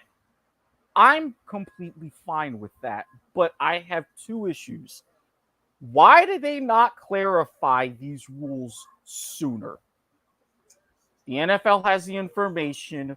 FanDuel, DraftKings, Sportsbooks. They just signed a huge partnership with Genius, which is a data company to help with providing stats and everything in-game for gambling. I myself have gone to a lot of picks with Fantasia Sports, a good up-and-coming company. I'm giving them a shout-out. And this is to my second point. Why not just clarify all these rules sooner, make it concrete, and say, hey, if you do this, no nebulous, no anything, you're going to be banned. I'm a little uncomfortable with the indefinite stuff, but at least you're saying after a year, he's like, all right, cop your year ban like Paul Hornung and others did back in the 60s, or do what have you, and then that's it. But at the same time, you're partnering and making millions of dollars off of these companies. And you're putting it out there to where you can make even more money from these companies. And with the revolutions in micro betting, with these games, with daily fantasy sports, football is king, especially in this country. Why do those in New York, starting with Tagliabue, not have a harder look at themselves for these business partnerships while giving out these suspensions to players? I get the need for suspension, but you're making yourself look very hypocritical because sports gambling, especially NFL gambling, has come a long way from when Pete Rozelle had those behind-the-doors conversations with Jimmy the Greek before he took the NFL Today job at CBS back in '76. We're a long ways from that. and I've heard this conversation before. It's like, why are we spending players for gambling when the NFL is all about gambling these days, which of course is all about money. But in part of your argument, I think you nailed it. It's like for most of these guys, they bet on the NFL. And that has been a lockdown rule in the NFL from even before they starting to allow some of this betting stuff in, or even having betting places at their facility, like at the stadiums and stuff for fans to get sports into. Books. Yeah. And I think players have known, do not bet on the NFL. Calvin Ridley has been over a year. Everyone knows this. And I get that you want to get on people for, hey, don't bet while you're at a facility, NFL facility, just work. But I think that should be a bit more lax because, yes, they are basically using these programs. But I think it should just be this. If you bet on the NFL, you're gone for a year. At least. At least that's better than Pete Rose, who's still trying to get into the Hall of Fame. True. From betting 30, 40 years ago, 50 years ago, whatever, long ass time compared to just the 1 year. However, you know what? If you want to bet on other stuff, we don't care because at least that's not insider trading. Right. And this is my point. If the NFL is big on integrity of the game, fine. Do not bet on the NFL whatsoever. Take your year if you do, and you will be caught. I'm good with that. But again, with other sports, even if for daily fantasy sports, if you've got like a basketball league going, or if you're soccer or whatever, hey, that's great. That's all well and good. If it's not football, it shouldn't be their problem. The one thing that is interesting to me is they allow their players to play fantasy football.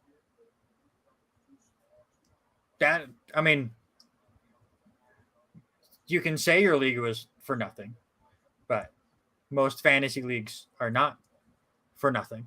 No, you're not going to have a paper trail about it always, but ESPN always loved to say that they were playing for jelly beans because they could not say they were playing for money on their fantasy shows. But it's like those leagues aren't for nothing, and that's kind of gambling, which is why it's the same as daily fantasy. So it's interesting that players can go, oh yeah, I had him on my fantasy team, but they can't bet. It's the murky. I agree. It's the murkiness, especially with the rise of daily fantasy and FanDuel and all of them. And by the way, can the states I'm near finally just drop this stuff and allow me to do it, please? I live on the border of Idaho and Washington, and they are both locked down solid that I can't do any of that stuff. Look, I live in Florida. While technically the law is if the app is not based in Florida, you can have it in Florida. However, that limits me to only a few things. I would love to have FanDuel Sportsbook on top of the other FanDuel app, but because of legal things and this and that, I can't. So come on, let's shore it up on both sides of the country once and for all. For sure. Let's move on to our position rankings. We did defense 2 weeks ago before our break. We're going to hit tight ends here this week, just giving our top 5 real quick. Going to throw you back on the spot. What are your top 3 defenses going into this year?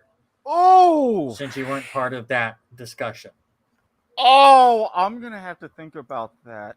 Well, while you think about that, I'll real quickly give you Robert's top 5 tight ends, as he wasn't here this week, but he did fill out his information. Travis Kelce is his number 1 tight end for Kansas City. Of course, he went homer and went Mark Andrews for the Baltimore Ravens at 2, George Kittle for the 49ers at 3, Kyle Pitts, who has kind of been a little bit of a disappointment compared to the hype that he had getting drafted, but is still a very good player with the Atlanta Falcons at 4, and then TJ Hawkinson, now with the Minnesota Vikings, got traded last year. He has him at 5. I'll go through mine. I do agree with him with the top pick, Travis Kelce, for the Kansas City Chiefs. He is my number 1 tight end. The dude has just been so good. And he and Patrick Mahomes, a fantastic duo, better than some wide receiver quarterback duos in the league. By far, impossible for me to have anybody pass him. But you know what? I underrated him and dropped him a little bit. You drop him even more. George Kittle is still the second best tight end in the league. Unfortunately for him, the man can't stay healthy. But even when he can't stay healthy, he had 60 catches last year. He had 11 touchdowns last year, almost 800 yards. So he is still a big threat when he can stay healthy. And that's why I have him at 2. Unfortunately, injury is a skill, and it's not a skill he's good at, but he's very, very good. I do have Mark Andrews for the Baltimore Ravens at 3. He is a very good weapon for Baltimore. I love TJ Hawkinson. I loved him in Detroit. Him with Kirk Cousins, I do think he'll get dumped off to a bit more. I like where he's at. I have him at 4. And Dallas Goedert has been too good. I could not keep him off the list. Big weapon for the Eagles. I have him at 5. So do you have your top 3 defenses and then hit your top 5 tight ends? Let's see, with the top 3 defenses, I would really have to think about, because in my mind, I'm thinking historically, even though they've fallen off a little bit, they've kept them in games. I think of a team like Pittsburgh. The thing is, I would have loved to have tried to at least say the Rams again building back, but I think they've lost too many pieces, especially with Bobby Wagner going back to Seattle. Could they be a much more resurgent defense again? Oh, that puts me in a bind. I like it. Trying to find. So Robert had the 49ers, the Eagles, and the Cowboys as his top 3. I had the 49ers, the Eagles, and the Jets as my top 3. I also had the Cowboys and Steelers in my top 5. He had Jets, Ravens. Now, see, I would put your Jets in the top 3. Thank you. But with a heavy asterisk. Because they've got this, but a lot of that is thanks to your boy Sauce. Admit it. Is so good. Admit He's so it. good. The Niners, I get their defense. I get why their defense is hyped. But at the same time, it's another one of those to where their defense can only do so much. It's if they don't have the right offense to carry them, like how we saw in the NFC Championship game, they can get exposed quickly. The Cowboys, how they're keeping the band together and everything with Micah Parsons, I would have them alongside the Jets. And I'm going to keep the Steelers in my top 3. Again, I know with how they still have everything anchored around TJ Watt, still formidable. Tomlin seems to work something one way or another. And the Steelers are also going to come up again when it comes to my top 5 tight ends. All right, hit those real quick. Kelsey. Yeah. Phenomenal. Given Robert love, Mark Andrews. Very good net, especially for building that Ravens offense. I've got Dallas Goedert at 3 for the same reason. We talk about the wide receivers in Philadelphia. We talk about the running backs. How many times in key situations has Hurts been able to make a throw and Goddard has been there? Right.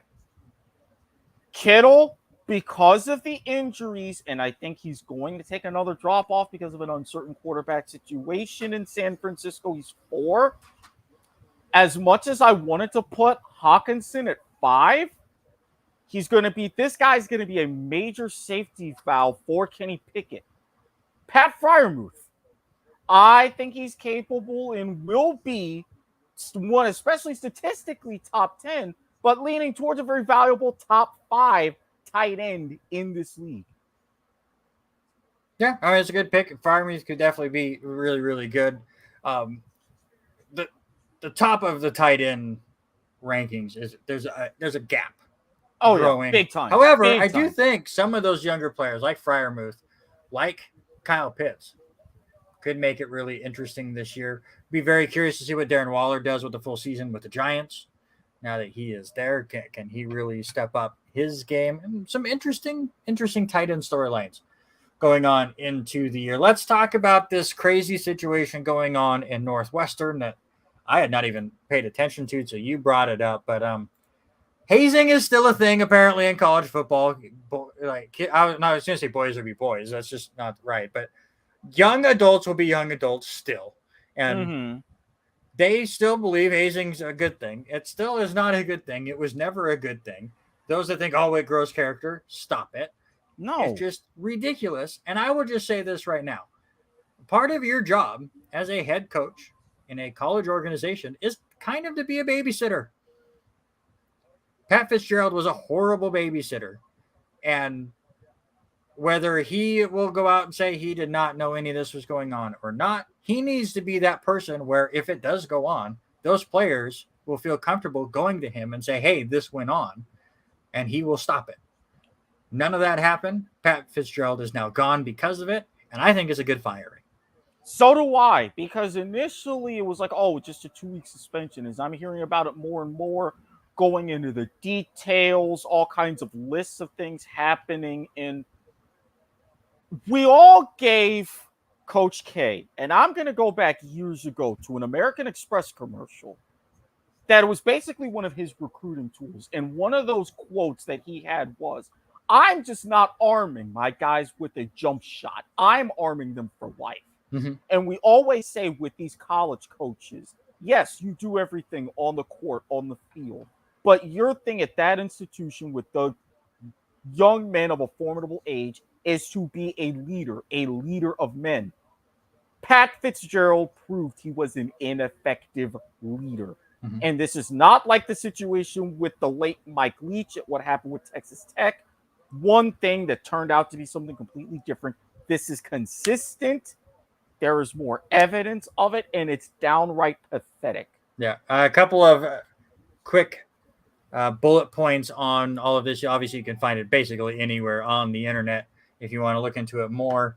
According to this article on CBSSports.com, 11 current or former football players acknowledged is it systemic? Is that how you said that word? I'm losing my mind.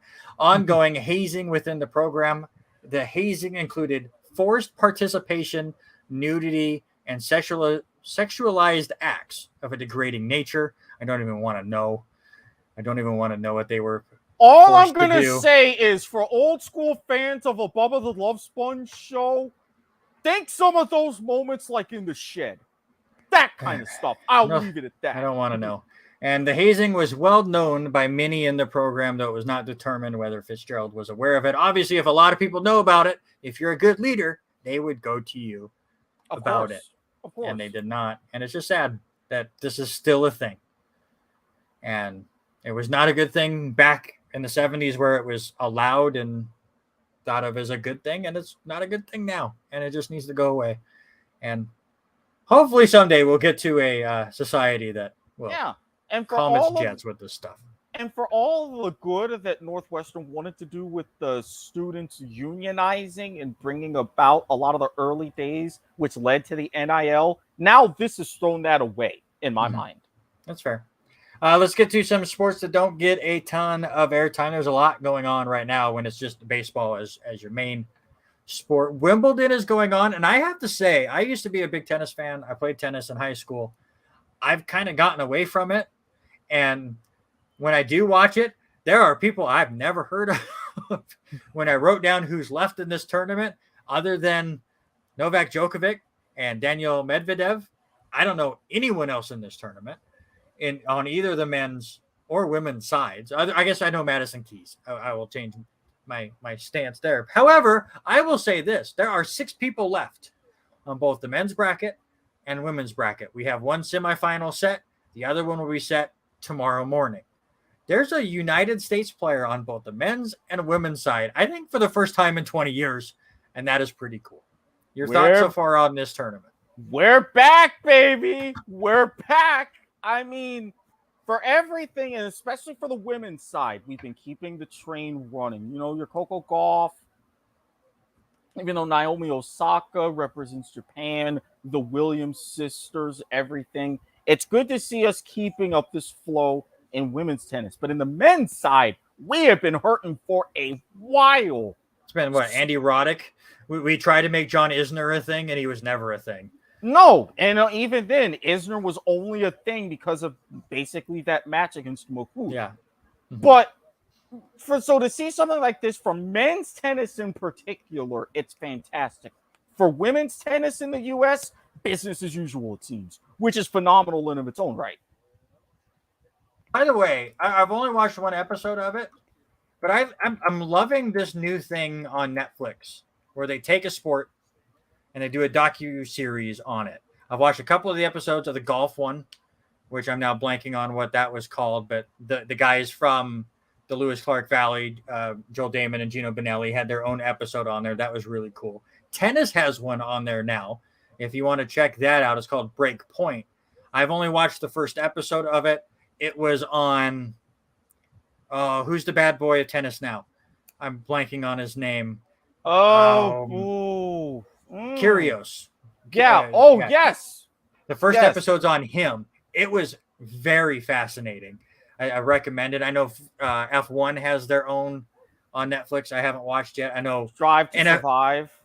The NFL is having one called Quarterbacks that will be starting here pretty soon. I'm a big documentary guy anyways, and that's part of why I love the WWE and how great their documentaries are. But it's very cool that Netflix is really hitting these sports. So if you are a tennis fan, or really not, you don't really need to. They don't show a ton of matches on there, just some points here and there and them talking about it. It's a very cool series. Again, I watched the first episode and it was a lot of fun. But again, I don't know any of these people for the most part. It is wild that other than Christopher Eubanks on the men's side, everyone else is at least in the top 8. So not a ton of upsets going on there. On the women's side, one semifinal is with 2 ranked or unranked players. The other quarterfinals have players that are ranked. So the fun of these tennis tournaments, you're one and done. So a lot of craziness can happen along the way. We will see how that goes. We'll talk about it when we get back. Another tournament going on right now that I surprisingly have watched more of than Wimbledon, if you can believe that, because I'm not a big soccer fan. But the Gold Cup is going on right now. It just happens to be on at better timing for me to watch. But the United States, who won it last time, right? Yes. They do this every 2 years, are still in the tournament, had a great match with Canada, entertainment-wise. I'm not saying they played great, but as a viewer, it was great to watch. They had a 2-2 draw, and they went 3-2 in the shootout. So they will take on Panama tomorrow. The other semifinal would be Jamaica and Mexico. As somebody that watches this a lot more than me, is the United States the favorite in this tournament? Barely.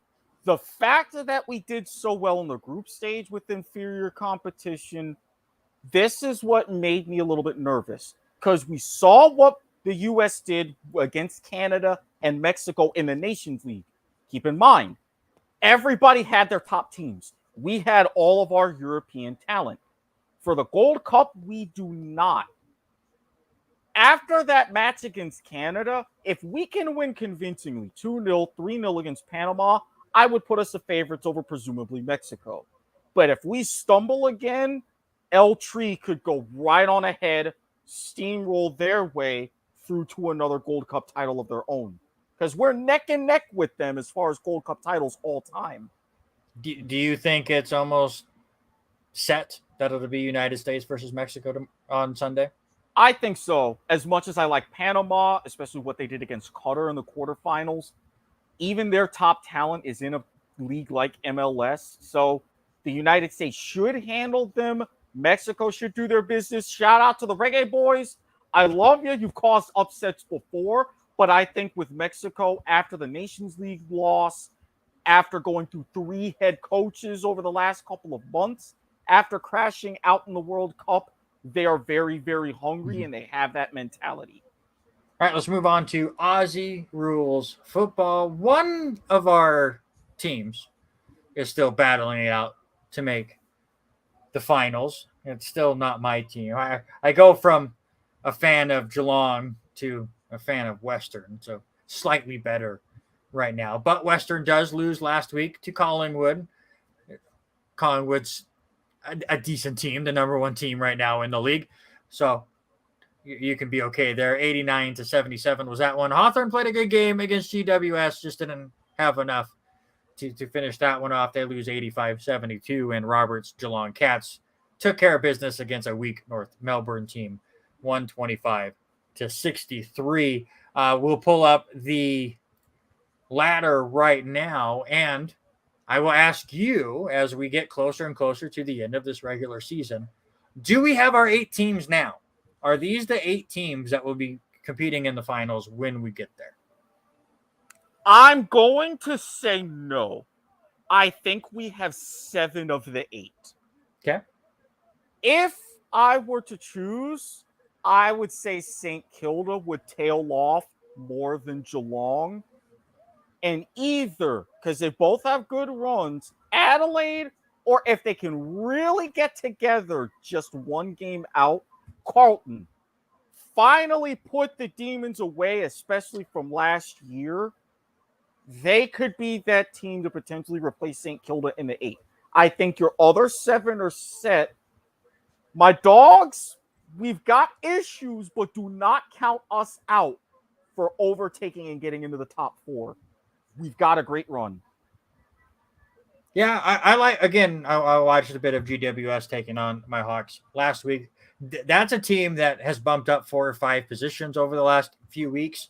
They are just basically a tie out of that last playoff spot. The 98.4% is going to hurt them in the end. I love that as a tiebreaker. It's not points scored. It's basically your dominance against your opponents throughout, or lack thereof, if you can see the number for West Coast, and their 48.2% scoring rate is brutal.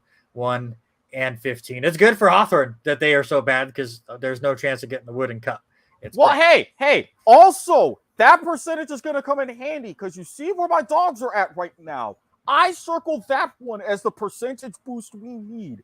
If we can do to them what Sydney did and beat them by 170, I would feel a lot better. Absolutely. Going into this week, Robert was nice enough to update these, but he was a jerk and did not put your team on here. So if you could tell me who you played, I forgot to look. But your games on TV this week on Friday, first at 2:50 a.m. on Pacific time on FS2 will be Melbourne versus Brisbane, 3 versus 4. That's going to be a lot of fun. And then a good one to watch on a decent time, Collingwood, your best team in the league, taking on Fremantle, who is trying to get themselves around 500. But check out Collingwood for sure. That'll be at 8:45 p.m. Pacific time on FS2. And then Carlton will take on Port Adelaide, 11:35 p.m. on FS1. Saturday, Geelong takes on Essendon, 2:25 a.m. on FS2. And then a game you can skip. If you've never watched Aussie Rules football, you know Robert and I continue to try to promote the sport. Eric is the same way. Don't watch this one. West Coast taking on Richmond, 11:40 p.m. on FS2. Not on TV, but I will find a way to watch it. North Melbourne and Hawthorn kind of battling it out for 16th place, I guess you could say. Maybe a win for Hawthorn, looking for their 5th win. Who does Western get this week? We are at the Sydney Cricket Ground to take on the Swans.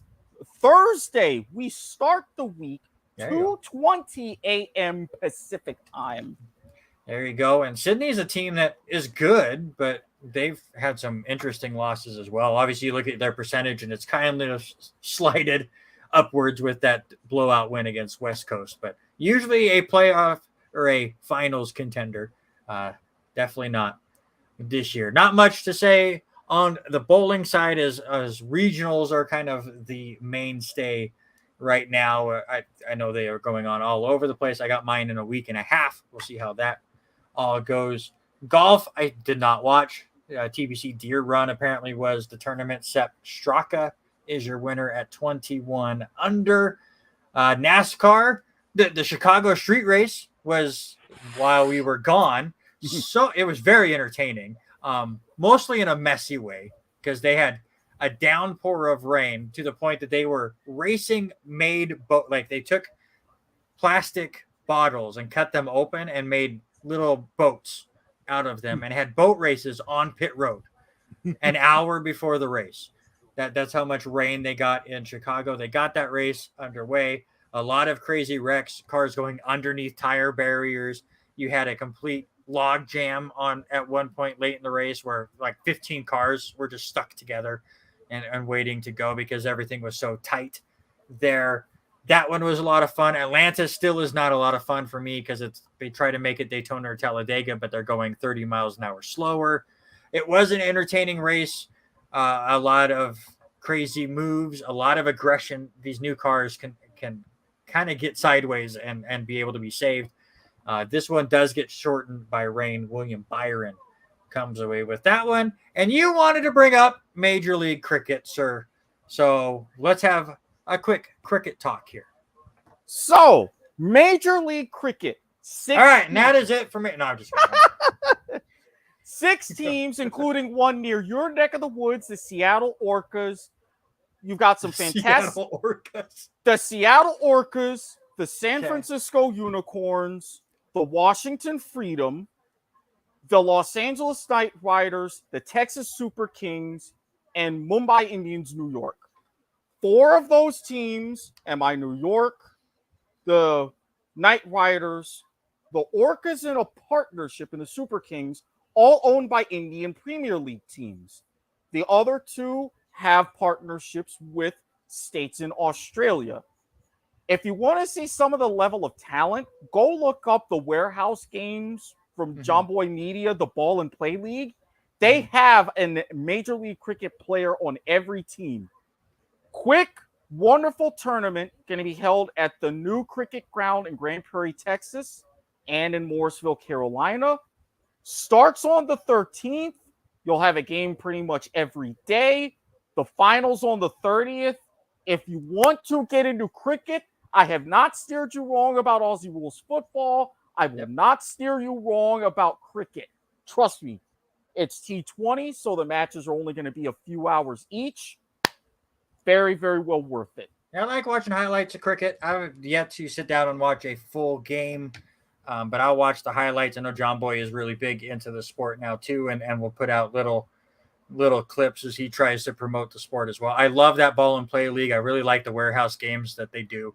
And their setup is insane at that warehouse. I'm really, really jealous of it.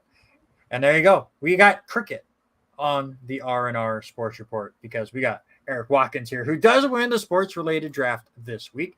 No surprise there. Congratulations to the winner's circle, my friend.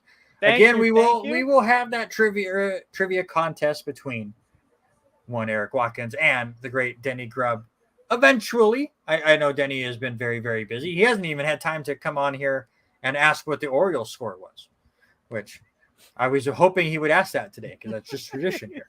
But we will get that eventually. I have most of it built and ready to go, just trying to find a good time to get everybody together and record it, and we will get that out to you guys as soon as we can. Robert Hagan will be back next week.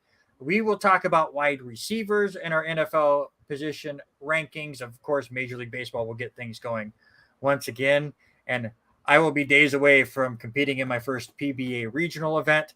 And I was promising top 50 back when they only allowed 50 people. Now they allow 80 people. So I'm not guaranteeing top 50 anymore.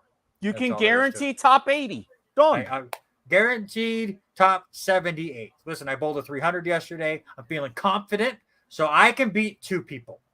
That's where I'm at. There you go. The confidence boost of the 300 has allowed me to say I can beat 2 people next weekend. And don't think that I won't be haunting you with a comment section next week about the Liv story. Don't think you haven't gotten out of that. We ran out of time. We talked about too much stuff. No Liv this week, thank God. All right, that's it for us. Thank you so much for hanging out with us. Our 139th edition of the R&R Sports Report. That's Erik Watkins again. Thank you so much for joining us again this week. Robert will be back next week. I am Randy Isbelle, and this is the R&R Sports Report. And until next week, we are out.